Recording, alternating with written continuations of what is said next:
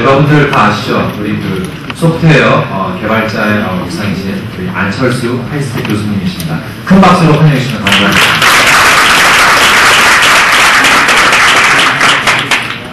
안녕하세요. 많은 분들 직접 이렇게 뵙게 돼서 제가 지금 10분 정도 시간을 받았는데요. 그 내용이 사실은 어제 CBS 아침 라디오 방송에서 이제 했었던 내용이고, 아마도 어제 그 다음이나 네이트 등에서 그 클릭수 1위 뉴스가 됐으니까 아마 아시는 분들도 많으실 것 같아요. 그래서 뭐 그 내용들도 많이 아시겠지만 그건 그 두 가지로 말씀을 드리려고 합니다. 첫 번째는 그 앱 시장이 가지는 의미에 대해서 한번 짚어보고, 그다음 또 두 번째로는 그 육성을 위해서는 우리가 어떤 점에 관심을 가져야 될까, 그런 뭐 원론적인 부분 두 가지를 말씀을 드리고요. 그럼 아마 이제 뒤에서 말씀하실 분들이 세부적인 내용들 말씀하실 것 같습니다. 우선 첫 번째로 이제 앱 시장이 가지는 의미에 대해서인데요. 그 얼마 전에 전자 대기업 쪽에 그 임원분을 한 분 만났습니다. 그래서 이제 그분 당연히 이제 아이폰에 관심이 많으시고요. 그 여러 가지로 말씀을 나눠봤는데 그분 말씀이 지금은 좀 당황하고 계신데요. 그 생각보다 반응들이 굉장히 확산이 되고 있는 것들이 우려가 되고, 그렇긴 하지만 지금까지 뭐 여러 가지 역경 속에서도 잘 배워오셨으니까 만약에 좀 더 그 디자인에 신경을 쓰고 좀 더 편리하게 만들면 그럼 우리가 이길 수 있지 않겠느냐고 그런 말씀을 하시더라고요. 그런데 다른 쪽으로 이렇게 말씀을 드려봤는데도 다른 쪽에 대해서는 생각이 없으십니다. 그래서 이제 요약을 하자면 그분은 이 아이폰으로 대표되는 스마트폰이 어쩌면 그 하드웨어 대 하드웨어의 싸움이라고 그렇게 아시고 계시더라고요. 그래서 제가 좀 우려가 돼서 설명을 드렸었던 내용이, 그 사실은 아이폰으로 대표되는 그 스마트폰이라는 게 하드웨어 대 하드웨어의 싸움이 아니고 어쩌면 한국의 비즈니스 모델과 미국의 비즈니스 모델이 충돌하는 비즈니스 모델 간의 싸움이다, 그렇게 설명을 드렸어요. 간단한 예로 아마 게임기 시장 예를 들어서 말씀을 드리면 대부분 이해를 하실 것 같습니다. 지금 게임기에서 대표적으로 닌텐도의 위가 있고, 그리고 또 소니의 플레이스테이션 3가 있죠. 그 기계 한번 써보신 분은 아시겠지만 그 소니 플레이스테이션 3가 닌텐도 위보다 하드웨어 성능은 거의 2배 이상입니다. 2배 이상 뛰어나죠. 차이가 많이 나죠. 그래서 단순히 이 게임기 시장이 게임기 하드웨어 성능 싸움이라고 생각을 하신다면 당연히 소니가 1등이 돼야 됩니다. 근데 결과적으로 보면 거의 압도적으로 닌텐도 위가 그 하드웨어 성능도 딸리는 닌텐도 위가 1등을 하고 있거든요.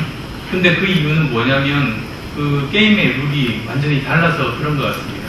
지금까지 한국 대기업에서는 그 수직적인 효율화에 굉장히 능했죠. 그래서 어떤 그 하드웨어를 만들기 위해서는 하청업체를 잘 관리해서 가능한 한 빠른 시간 내에 좋은 품질의 그 부품을 저렴한 가격에 공급을 받고, 그게 아마 한국 대기업들의 글로벌 경쟁력이 됐던 것 같은데요. 그래서 한국 기업들은 비즈니스 모델이 수직적인 효율화, 그런 모델이라고 할 수 있죠. 근데 이제 게임기 모델은 어떠냐면 수평적 네트워크 모델입니다. 무슨 뜻이냐면 하드웨어만으로는 굉장히 성능이 떨어지는데도 불구하고 대신에 이제 다른 하청업체가 아닌 서드 파티라고 하는 그 인디펜던트 소프트웨어 벤더들이 볼 때 자기가 어떤 쪽의 게임을 만들어서 공급을 하면 좀 더 이익도 많이 가질 수 있고, 그리고 게임 만들 때 좀 더 지원도 잘 받을 수 있고 좀 더 많은 사용자들에게 접근이 가능한지를 판단을 하는 거죠. 자기가 판단해서 이익되는 쪽으로 가게 되니까 결국은 하드웨어는 소니가 훨씬 더 성능이 높지만 그 닌텐도는 주위의 수평적인 네트워크들을 잘 아우르는 그런 힘이 있었죠. 그러다 보니 대부분의 게임 회사들이 닌텐도 위에 이제 게임을 공급을 하게 되고, 그게 아마 닌텐도 위가 압도적으로 이제 1위를 하게 된 그런 배경입니다. 그래서 그런 비즈니스 모델의 핵심은 그 수평적인 네트워크 모델이죠.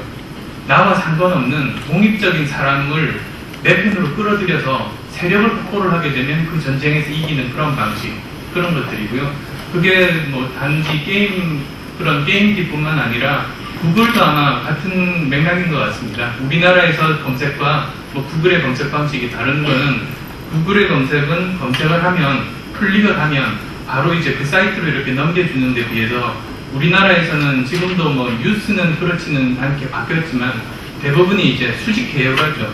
내부의 콘텐츠를 갖고 내부로만 이렇게 그 트래픽을 몰아주는 그런 방식이죠. 그래서 구글이 이렇게 전 세계적으로 아주 압도적인 그 우위를 보이고 있는 이유도 수평적인 네트워크 모델을 잘 활용했기 때문이고요.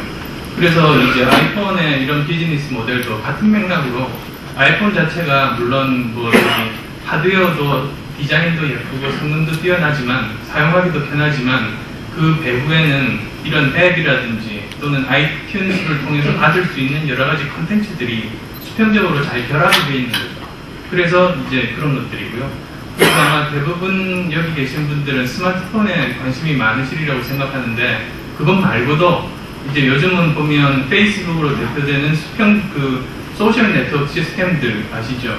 그런 쪽에서도 이제는 애플리케이션들을 제공을 하게 됩니다. 그러니까 마치 운영체제 윈도우 위에 여러 가지 어플리케이션들이 올라붙듯이 이런 그 소셜 네트워크 플랫폼들도 운영체제 같이 이렇게 그 플랫폼을 형성을 해주고 거기에 이제 애플리케이션들이 붙는. 그래서 페이스북이 시작을 했고 구글이 이제 표준화를 하고 그리고 또 요즘은 이제 싸이월드도 이제 그런 것들을 제공을 하게 되는 거죠.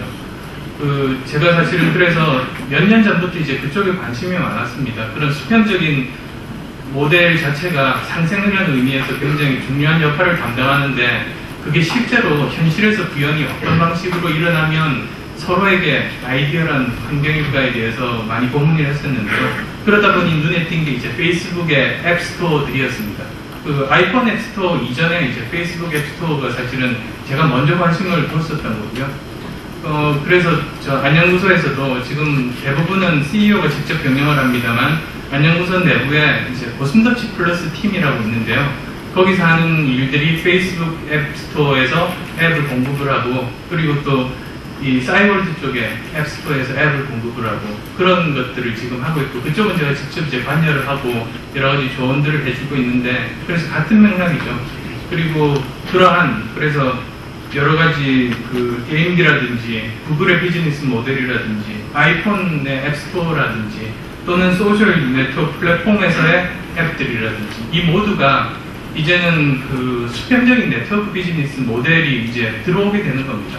그래서 제가 서두에 말씀드렸듯이 아이폰 같은 스마트폰이 한국에 들어오게 된 의미는 그 하드웨어끼리의 싸움이 아니고 한국에서의 수직적인 효율화 비즈니스 모델과 미국에서 건너오는 수평적인 네트워크 모델의 충돌이다. 그래서 사실은 더 심각성을 가져야 된다. 그걸 말씀드리고 싶고요. 하드웨어끼리의 싸움이라고 보고 그 한도 내에서 대처를 한다면 도저히 그 모델을 이길 수가 없습니다. 그래서 대기업에서 많이 오셨으니까요.